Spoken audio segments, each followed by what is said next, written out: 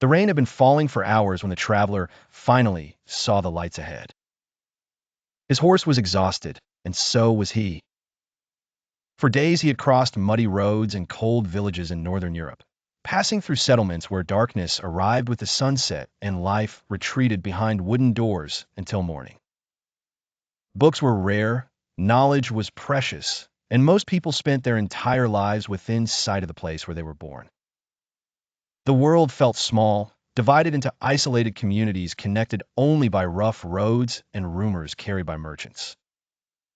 Yet on this particular night, inside a crowded roadside inn, the traveler would hear a story that challenged everything he thought he knew about civilization. The inn was alive with conversation.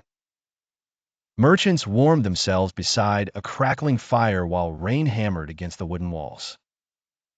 At first, the stories were ordinary, news of distant rulers, disputes between nobles, and complaints about taxes or failed harvests. Then one merchant mentioned a city in the south, a city in Spain called Cordoba. According to him, its streets were illuminated long after sunset. Its doctors performed operations using instruments designed for specific procedures. Its libraries contained more books than some kingdoms possessed in their entirety. The traveler laughed when he first heard these claims. They sounded less like reality and more like fantasy. Yet the merchant spoke with such certainty that the room slowly fell silent. When the traveler finally asked what kind of city could inspire such stories, the merchant stared into the fire for a moment before answering. The kind of city that changes the world. Hundreds of miles away, beneath the warm skies of Islamic Spain, a young boy named Yusuf was unknowingly becoming part of that story. He had no idea that one day he would walk through great libraries, study beneath renowned scholars, and witness a civilization that stood among the brightest centers of learning in Europe. At that moment, however, he was simply a curious child running through the crowded streets of Cordoba. The moment that changed his life began with something remarkably ordinary. An elderly scholar was crossing a busy market square when a loose page slipped from his hands and was caught by the wind. The paper tumbled through the air, dancing between merchants, customers, and passing travelers. Without thinking, Yusuf sprinted after it. He weaved between stalls overflowing with spices, fabrics, and imported goods before finally catching the page near a fountain. Breathing heavily, he looked down and discovered that it was covered in strange symbols. Numbers, calculations, patterns that seemed to hide a meaning he could not understand. Moments later, the scholar arrived and gently took the page back. "What do these mean?" Yusuf asked. The old man studied him carefully. Instead of answering, he posed a question of his own. "How much of the world do you think you understand?" Yusuf considered the question before replying honestly. "Very little." A smile appeared on the scholar's face. "Good." And then he turned and walked away. The encounter lasted less than a minute, yet it remained in Yusuf's thoughts for weeks. While other boys dreamed of becoming soldiers, merchants, or adventurers, he found himself wondering about those symbols. What did they represent? What secrets could be hidden inside a few lines of ink? More importantly, why the old scholar seemed pleased by his ignorance rather than disappointed by it. Yusuf did not realize it yet, but that brief conversation had introduced him to a powerful idea. The beginning of knowledge is not certainty. It is curiosity. As the years passed, Yusuf spent more and more time exploring Cordoba. The city fascinated him. Every street seemed to reveal something new, and every market felt like a gathering place for the world itself. Merchants arrived from Egypt carrying goods from the Nile. Traders from Persia spoke of distant cities beyond deserts and mountains. Travelers from North Africa shared stories of caravans crossing the Sahara. Visitors from Christian Europe arrived seeking trade, opportunity, or knowledge. Some spoke languages Yusuf had never heard before. Others were clothing unlike anything he had seen. The more people he met, the more he realized that Cordoba was not simply a city in Spain. It was a crossroads where continents met. One morning, while following a crowd through the heart of the city, Yusuf arrived before a structure he had heard about all his life but had never truly appreciated. The great mosque of Cordoba rose before him with an elegance that seemed almost impossible. Endless rows of arches stretched into the distance, creating patterns that drew the eye deeper and deeper into the building. Sunlight filtered through stone columns, casting shifting bands of gold and shadow across the floor. Travelers entered from every direction, scholars carrying manuscripts, students seeking instruction, merchants pausing during long journeys. For Yusuf, the most remarkable part of the building was not its architecture, but the people it attracted. Every face represented a different journey, and every conversation seemed connected to a different corner of the known world. Outside its walls, Cordoba continued to flourish. Water channels carried life throughout the city, feeding gardens filled with orange trees, flowers, and fountains. Artisans worked tirelessly in workshops, creating goods that would travel across Europe and beyond. At night, lamps illuminated streets that astonished visitors accustomed to darkness after sunset. Travelers often arrived expecting another medieval city and instead found themselves walking through a place that felt years, perhaps centuries, ahead of its time. The city hummed with activity, confidence, and ambition. Yet the true wealth of Cordoba could not be measured in gold or silver. It existed in its ideas. Every day, new books arrived from distant lands. Every day, scholars debated questions about mathematics, medicine, philosophy, and astronomy. Every day, someone challenged an old assumption or proposed a new way of understanding the world. Knowledge flowed into the city from many directions and then flowed outward again, connecting civilizations through a shared pursuit of understanding. Without fully realizing it, Yusuf was witnessing the rise of one of the greatest intellectual centers Europe had ever known. His search for answers eventually led him to the place that would shape the rest of his life, a library. The moment he stepped inside, he felt as though he had entered another world.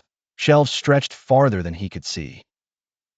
Scribes carefully copied manuscripts while students debated philosophy in quiet corners. Scholars moved between rows of books gathered from centuries and civilizations, preserving ideas that might otherwise have been lost forever. Yusuf stood frozen. He had never imagined that so much knowledge could exist in a single place. As he wandered through the aisles, an elderly voice interrupted his thoughts. "You found your way here." Yusuf turned and immediately recognized the scholar from the market square. The old man smiled knowingly. "Most people spend their lives searching for treasure," he said, gesturing toward the countless shelves surrounding them. "You found it." From that day forward, the library became Yusuf's second home. He spent his days organizing manuscripts, assisting scribes, and studying every text he could find. He read histories from distant empires, mathematical works from great scholars, and philosophical writings that challenged everything he thought he knew. Yet what fascinated him most was not where these ideas came from. It was how they traveled. A discovery made centuries earlier in one civilization could inspire another discovery thousands of miles away. Knowledge seemed to cross borders more easily than armies, connecting people who would never meet through a shared chain of learning and curiosity. Yusuf often wondered where that chain would lead next. He did not yet know that his journey was only beginning. The books surrounding him would soon lead him toward the stars themselves, into the worlds of astronomy, medicine, and discovery. And through those discoveries, he would witness how a city in Islamic Spain helped shape the future of Europe. The library changed Yusuf in ways he could not yet understand. What began as curiosity slowly became obsession. Every shelf seemed to contain another doorway into a larger world, and every manuscript revealed ideas that challenged the limits of his imagination. He spent long hours studying mathematics, history, and philosophy, but one subject captivated him more than all the others combined. It was astronomy. Again and again, he found himself returning to texts that described the heavens above. The stars no longer appeared as distant lights scattered randomly across the night sky. They seemed to follow patterns, obey rules, and tell stories hidden within their movements. One evening, while reading by the dim glow of an oil lamp, Yusuf became so absorbed in an astronomical manuscript that he forgot the passage of time entirely. When he finally looked up, the library was nearly empty. His mentor found him surrounded by open books, his eyes tired but filled with excitement. The old scholar smiled knowingly. "You haven't slept, have you?" Yusuf admitted that he had not. Rather than scolding him, the old man laughed softly and placed a hand on his shoulder. "Good," he said. "The people who change the world are often the people who lose sleep asking why." A few weeks later, before dawn had broken over Cordoba, the mentor woke Yusuf and instructed him to follow without explanation. Together they left the city walls behind and climbed a hill overlooking the sleeping city. Below them, Cordoba rested in silence, its rooftops still hidden beneath the shadows of night. Above them stretched a sky so clear that it seemed endless. Thousands of stars glittered overhead. Yusuf stared upward in awe. "What do you see?" his mentor asked. "The stars," Yusuf replied.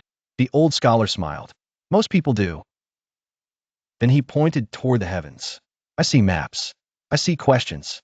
I see possibilities." For the next several hours, the mentor explained how scholars studied the movement of celestial bodies, how observations could be used to measure time, improve navigation, and deepen humanity's understanding of the universe. As the sun slowly rose over the horizon, Yusuf felt something shift inside him. For the first time, he understood that knowledge was not simply about preserving what others had discovered. It was about exploring what remained unknown. The years that followed became some of the most exciting of Yusuf's life. Cordoba stood at the height of its influence, attracting scholars from across Spain, North Africa, the Middle East, and Europe. The city's libraries expanded. Its schools flourished. New ideas arrived constantly, carried by travelers who crossed deserts, mountains, and seas in search of learning. Knowledge moved through Cordoba like water through a river, flowing in from every direction and then spreading outward again. It was during this period that Yusuf encountered another world of discovery: medicine. His mentor introduced him to a respected physician whose work reflected the advanced medical traditions flourishing throughout Islamic Spain. The doctor's workshop fascinated him immediately. Shelves were lined with instruments designed for specific procedures. Detailed medical texts filled wooden cabinets. Patients arrived seeking treatments that would have seemed impossible in many other parts of Europe. "What happens when a treatment fails?" Yusuf asked during one visit. The physician paused before answering. "We ask why, and if another fails, then we ask again." The doctor lifted one of the instruments from his table and studied it carefully. Every advancement begins with a question that nobody else was willing to ask. Those words remained with Yusuf long after he left. He realized that the greatest minds in Cordoba shared something in common.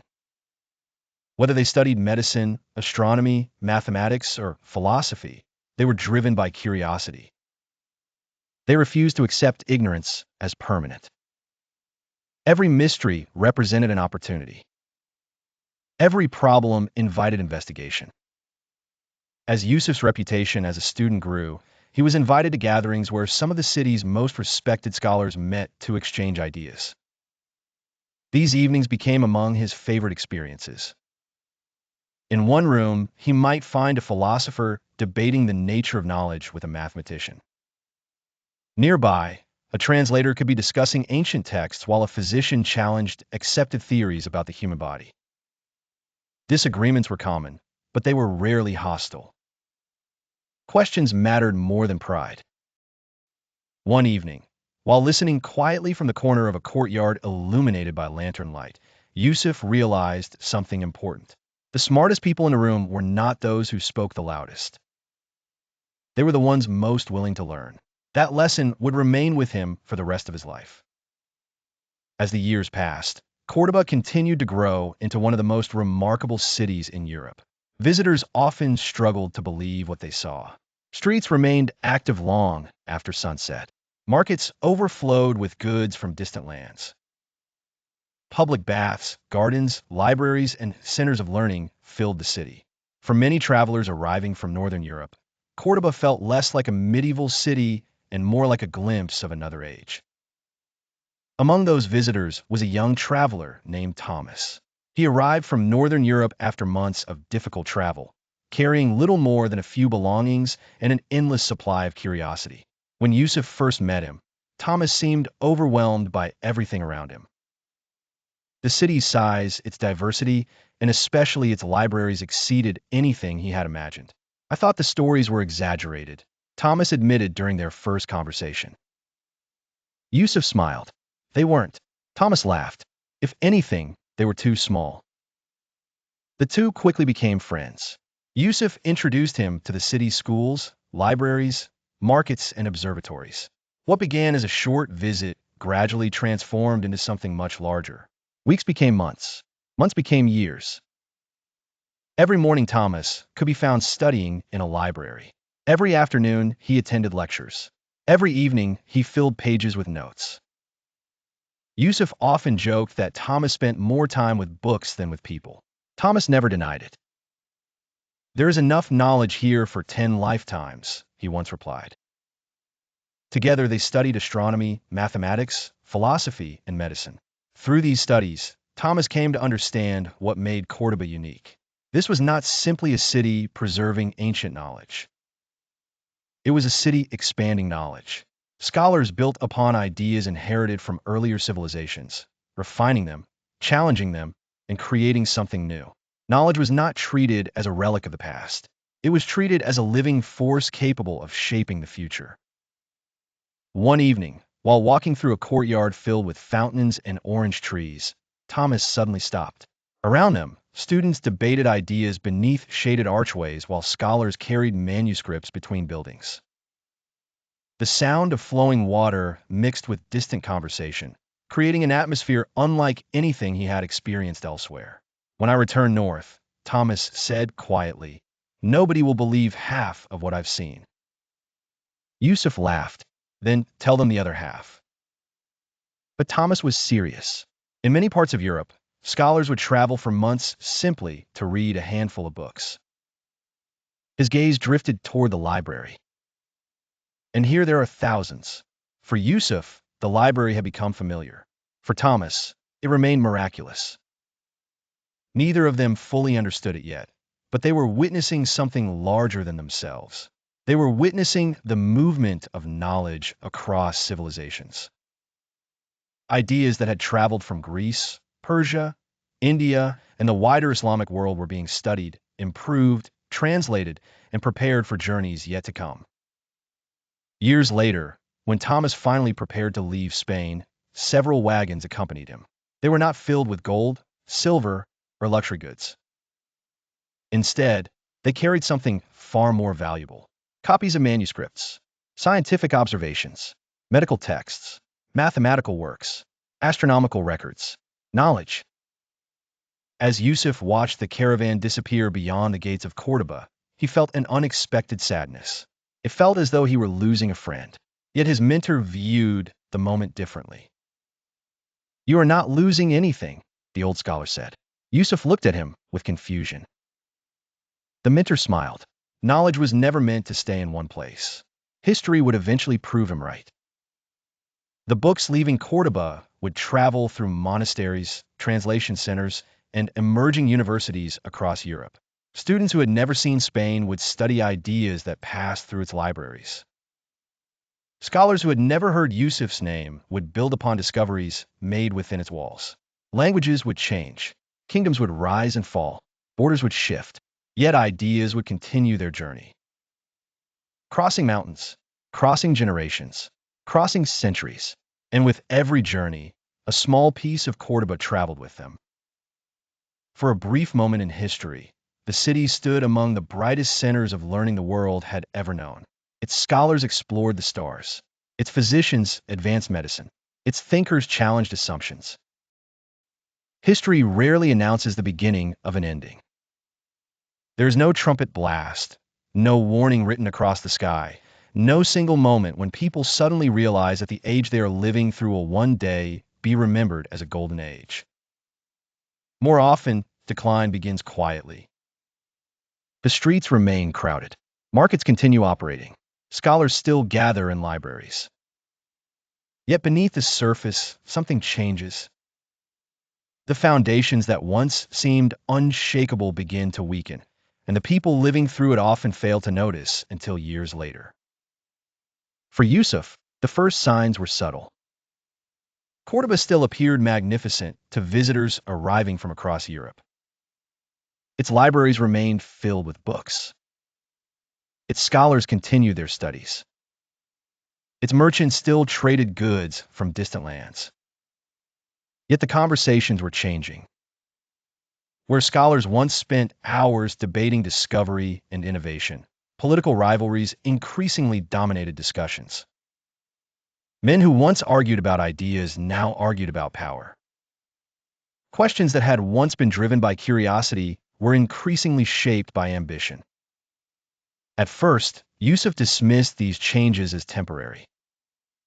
Every civilization faced challenges. Every great city experienced periods of uncertainty. Yet as the years passed, he could not ignore what he was seeing. Political disputes grew more frequent. Alliances shifted. Rival factions competed for influence. Decisions that had once been made with the future in mind were increasingly made for immediate advantage. The city still looked prosperous from the outside, but Yusuf sensed that something deeper was beginning to fracture. One evening, as the sun disappeared beyond the rooftops of Cordoba, Yusuf shared his concerns with his aging mentor. The old scholar listened carefully, his eyes fixed on the fading light beyond the courtyard walls. When Yusuf finally finished speaking, silence lingered between them. The greatest danger to any civilization, the old man said at last, is not an enemy outside its walls. Yusuf waited. The scholar turned toward the city. It is forgetting what made it great. Those words stayed with Yusuf long after the conversation ended. At the time, he hoped his mentor was being overly cautious. He wanted to believe that Cordoba's achievements were too significant to fade. After all, how could a city that had become one of the intellectual centers of Europe lose its way? How could a civilization that had preserved, expanded, and shared so much knowledge simply decline? History, however, has a habit of humbling those who believe greatness is permanent. The years that followed brought increasing instability.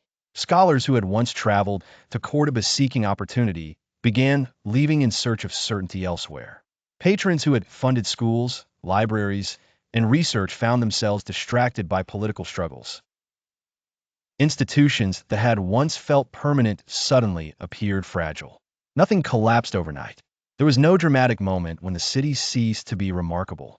Instead, the change unfolded gradually, almost invisibly, like a river slowly altering its course. One night, Yusuf walked through the library that had shaped his entire life. The shelves remained. The manuscripts remained. The knowledge accumulated across generations still surrounded him. Yet the atmosphere felt different. The energy that had once filled the building seemed diminished. The excitement of discovery had become less common. The conversations were quieter. The sense of possibility that had once defined the place no longer felt as strong. As he stood between the shelves, Yusuf experienced a realization that unsettled him deeply. Knowledge was fragile. Not because books could burn, not because manuscripts could be lost, but because the conditions that allowed knowledge to flourish could disappear. Libraries depended on scholars. Scholars depended on institutions.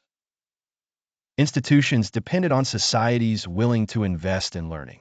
When those foundations weakened, even the greatest collections of knowledge became vulnerable. Years passed, then more years. The young boy who had once chased a page through a crowded market slowly became an old man. His hair turned gray. His steps became slower. Many of the people who had shaped his life were gone. His mentor had long since passed away. Friends who had shared countless evenings debating ideas existed now only in memory. The city around him continued to change, just as every city eventually does. Yet despite everything, Yusuf remained connected to Cordoba. Its streets contained his memories. Its libraries contained his life. Its story had become his story. One evening, sensing the weight of passing years, he decided to revisit the places that had defined his journey. He walked through the market where he had first encountered the scholar whose question had changed his life. He visited the courtyards where students once gathered to debate philosophy beneath the shade of orange trees. He stood outside buildings where physicians had challenged accepted wisdom and where astronomers had studied the stars. Every location seemed to contain echoes of another time. The city remained beautiful, yet Yusuf could see what younger generations could not. He remembered what it had once been. Eventually, his steps carried him back to the library. The same shelves, the same corridors. As he moved slowly through the building, memories returned with startling clarity. He remembered his first visit. He remembered the excitement of discovering ideas from distant civilizations. He remembered sleepless nights spent studying astronomy and long conversations with scholars whose names were now forgotten by most of the world.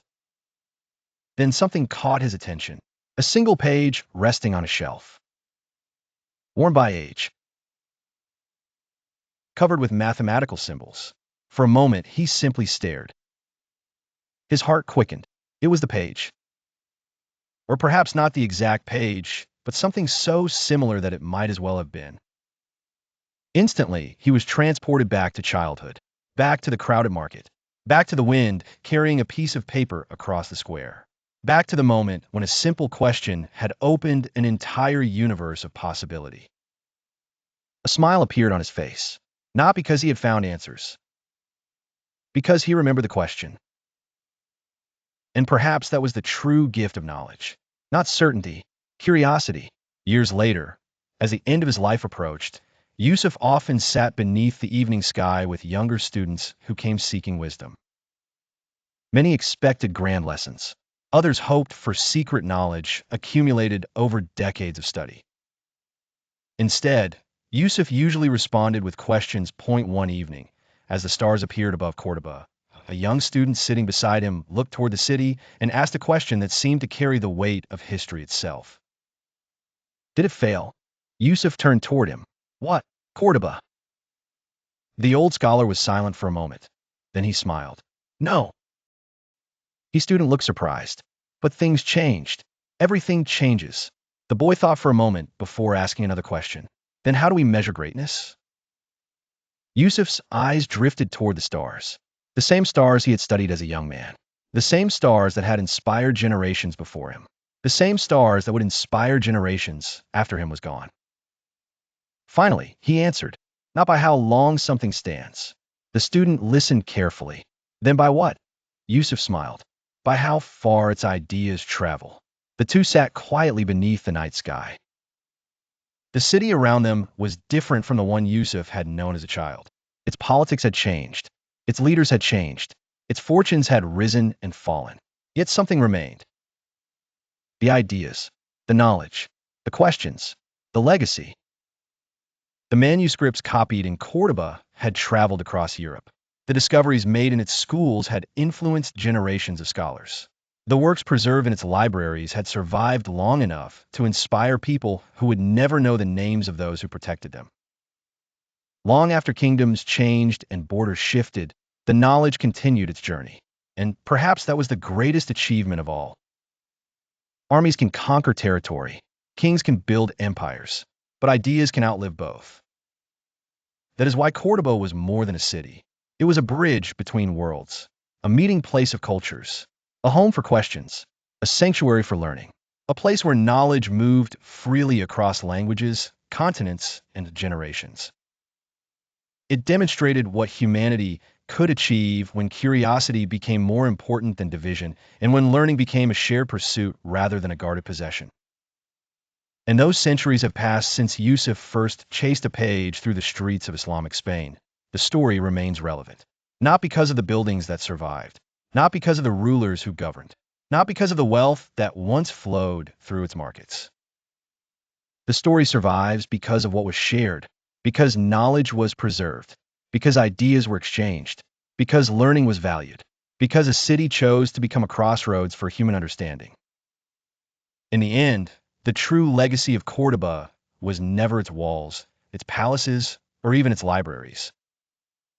It was the light those libraries carried, that a light passed from one generation to another. A light carried across Europe, a light that traveled farther than any ruler could have imagined. And in many ways, that light never went out.